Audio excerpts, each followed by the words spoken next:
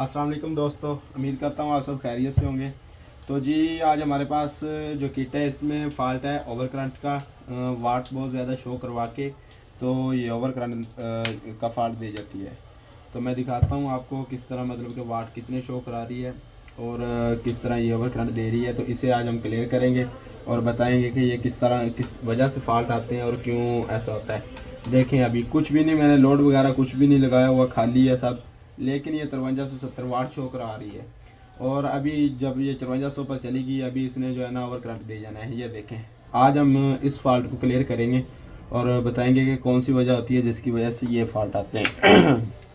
तो video and तक देखिएगा और इंशाल्लाह ताला इस ओवर करंट का जिस तरह का भी ओवर करंट का फॉल्ट आएगा आपको इंशाल्लाह ताला इस वीडियो देखने के बाद इंशाल्लाह ताला आप हर तरह का फॉल्ट जो है ना हल कर लेंगे। तो मैं क्या करूँगा, हमारा जो LM358 है इसने वाट सेंस करने होते हैं और हमें बताना होता है कि कितने वाट जो है ना चल रहे हैं, कितने वाट लोड हमारा चल रहा है कि नहीं है। और जब हमने लोड चलाया ही नहीं है, कुछ इस पे लगाया ही नहीं है, लेकिन ये खाली पे हमें वाट शो करवा रहा है और ओवर करंट करा रहा है। हमारा जो IC है हमने इसे किया हुआ है 5000 वाट तक जो है ना प्रोग्राम इसे दिया हुआ है। अगर 5000 वाट से ज़्यादा इस पर लोड चलेगा तो ये ओवर करंट का फॉल्ट दे के जो है ना ट्रिप कर जाएगा। तो अभी तो हमने कुछ नहीं चलाया, लेकिन ये फिर भी 5000 वाट का जो है ना लोड शो करवा रहा है और ओवर करंट कर रहा है। तो मैं देखूंगा क्या प्रॉब्लम है। मैंने अपनी किट जो है ना उल्टी कर ली है। अभी आपको बताता हूँ, आपने मीटर कर लेना है अपना बी पर। यह फॉल्ट 2-3 वजूहत होती हैं जिनकी वजह से ये आता है। तो सबसे पहले जो है ना DC, अगर मीटर किट के अंदर DC नहीं जा रही या DC कहीं से कट हो रही है हाई वोल्टेज की, तो उसकी वजह से भी ये जो है ना फॉल्ट आ जाता है हमारे पास अक्सर औकात। सबसे पहला का हमारा काम है, हमने 0.1 ओम की जो कार्बन लगी हुई है इसे चेक कर लेना है हमारा मीटर बीप दे रहा है कि नहीं। हमारा मीटर बीप दे रहा है, इसका मतलब है कि हमारी ये वाली जो है ना ये वाली कार्बनें ठीक है। ये भी अगर ख़राब हो तो फिर भी हमारे वाट शो होते हैं और ओवर करंट का फॉल्ट होता है। उसके बाद इसी के साथ लगी हुई है 1 ओम की कार्बन। 1 ओम कार्बन जंपर का काम करती है। ये जली हो या पूरा टाँका ना लगा हो या कोई भी प्रॉब्लम हो इसकी, तो फिर भी हमारा ओवर करंट का फॉल्ट होता है, लेकिन ये भी ठीक है। तो ये 1 ओम की कार्बन सीधी आ रही है हमारा 27K में। इधर 27K में हम चेक करेंगे पिछले पॉइंट पे दोनों पे रख के। तो ये हमारा ये वाला भी जो है ना प्रिंट ठीक है। अगर ये वाला प्रिंट भी कट हो या इसमें भी कोई भी प्रॉब्लम हो तो फिर भी हमारा ओवर करंट का फॉल्ट आएगा और वाट हमारे शो होंगे। तो ये भी हमारी ठीक है। तो ये सारी जो है ना DC घूम के इधर से आती हुई इधर से घूम के जो है ना नेगेटिव, ये देखें ये जा रही है, ये यहाँ से होते हुए ये सीधी आती है LM358 पर, क्योंकि ये यहाँ से सेंस करता है कि कितने वाट चल रहे हैं और हमें बताता है LCD पर शो करवाता है कि इतने वाट चल रहे हैं। अभी हमने लोड डाला नहीं है, कुछ भी नहीं डाला, लेकिन ये फिर भी वाट शो करा रहा है। तो हमारा मतलब कि इसमें हमारा फॉल्ट है, हम इसे क्लियर करना है हमने। तो मैं चेक कर लेता हूँ कि यहाँ कहीं तो नहीं काटा है, मैं सीधा एंड पर चेक कर लेता हूँ। तो ये भी ठीक है हमारा। तो अभी हम देखते हैं कि प्रॉब्लम किस में होगी। ये 3-4 जो है ना पॉइंट होते हैं जिसकी वजह से हमारा ओवर करंट का फॉल्ट आता है और वाट शो का फॉल्ट आता है। तो आपने इसी तरह चेक कर लेना है। पहले आपने 1 ओम चेक कर लेनी है, 0.1 ओम भी चेक कर लेनी है, और यहाँ पर 27K के ऊपर वाले सिरे पर रख के ना आपने चेक कर लेना है मीटर को। बीप कर रहा है तो ठीक है, अगर नहीं कर रहा तो इधर भी फॉल्ट है, इसकी वजह से ओवर करंट होगा।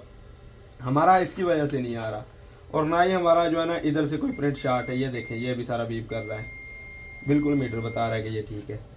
तो मैं सिंपली चेक करूंगा अभी जो हमारा LM358 है, अगर इसमें भी फॉल्ट हो तो फिर ओवर करंट आएगा। सीधी बात है, इसी ने सेंस करके IC को बताना होता है कि कितने वाट चल रहे हैं और कब ओवर करंट देना है कब नहीं देना। तो मैं इसे चेक कर लेता हूँ कि इसमें तो कोई फॉल्ट नहीं है, इसकी कोई मतलब शार्टिंग नहीं है या कोई भी किसी तरह का फॉल्ट है कि नहीं।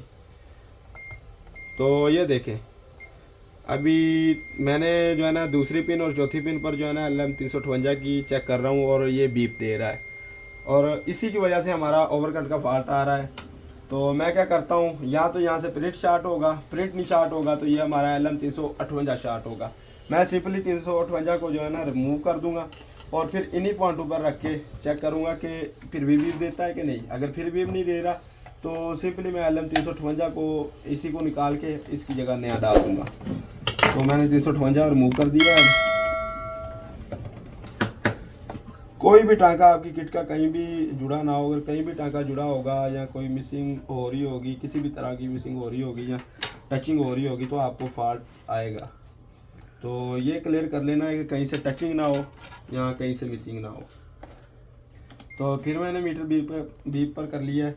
अभी फिर इसी पॉइंट पर चेक करूँगा, तो ये अब नहीं दे रहा, अब बीप नहीं दे रहा, सब कुछ ठीक है। बस इसका मतलब है कि हमारा LM358 शार्ट था, तो हमें कोई कार्बन चेंज करने की ज़रूरत नहीं है। सबसे पहला काम है हमने अपना फॉल्ट मुकम्मल तौर पे ट्रेस करना है कि कहाँ से हमारा फॉल्ट, कौन सा सेक्शन है और किस, ये ओवर करंट का सेक्शन है या ओवर वोल्टेज का सेक्शन है या अंडर वोल्टेज का सेक्शन है। ये हमने सब कुछ जो है ना पहले देखना है कि कौन सा प्रिंट कहाँ जा रहा है, उसे मुकम्मल तौर पर चेक करके फिर हमने चेंज करनी है, ना कि पहले हम चेंज करते रहे, निकाल के फेंकते रहे। तो इस तरह जो है ना तुक्के से काम नहीं होता।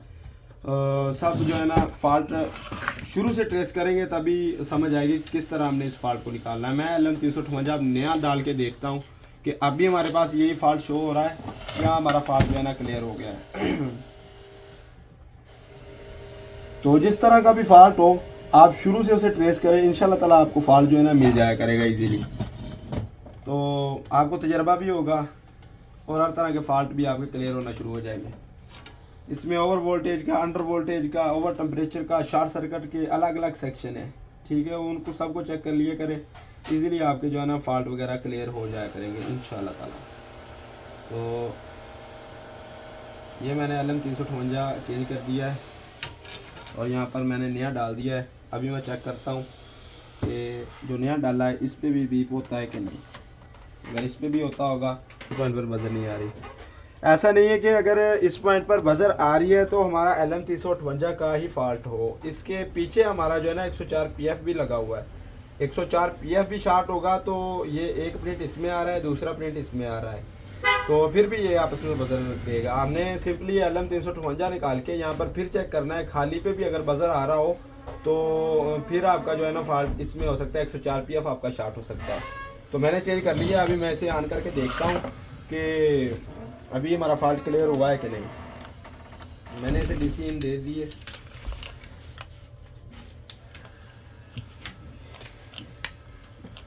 अभी चेक करते हैं कि हमारा ओवर टेम्परेचर का, ओवर करंट का फॉल्ट जो है ना ख़त्म हो गया कि नहीं।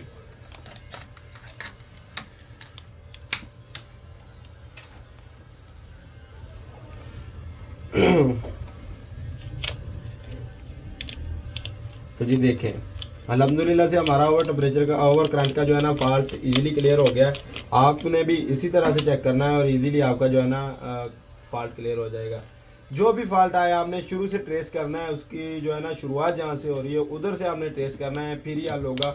अगर आप उससे आगे जाएंगे या पीछे से देखते रहेंगे या सिंपली जो है ना लोग कह देते हैं ये वाला फॉल्ट आया तो इस चीज़ को चेंज कर दें तो फॉल्ट खत्म हो जाएगा, इस तरह नहीं है। जो भी फॉल्ट हो आपने उसे शुरू से लेके एंड तक ट्रेस करना है, फिर आपको इजीली पता लग जाएगा कि हमारा फॉल्ट किस जगह पर है और किसकी वजह से आ रहा है। और ये मैं दिखा देता हूँ आपको, आउटपुट भी मेरी पूरी है। अभी हमारा ये सर्किट क्लियर है। तो देखते रहिए हमारा यूट्यूब चैनल हमजा टीवी चौक आज़म। इसमें हर तरह के हम फॉल्ट क्लियर करेंगे और हर तरह के जो है ना मसाइल डिस्कस करेंगे। तो मिलते हैं इंशाल्लाह अगली वीडियो में। जज़ाकल्लाह।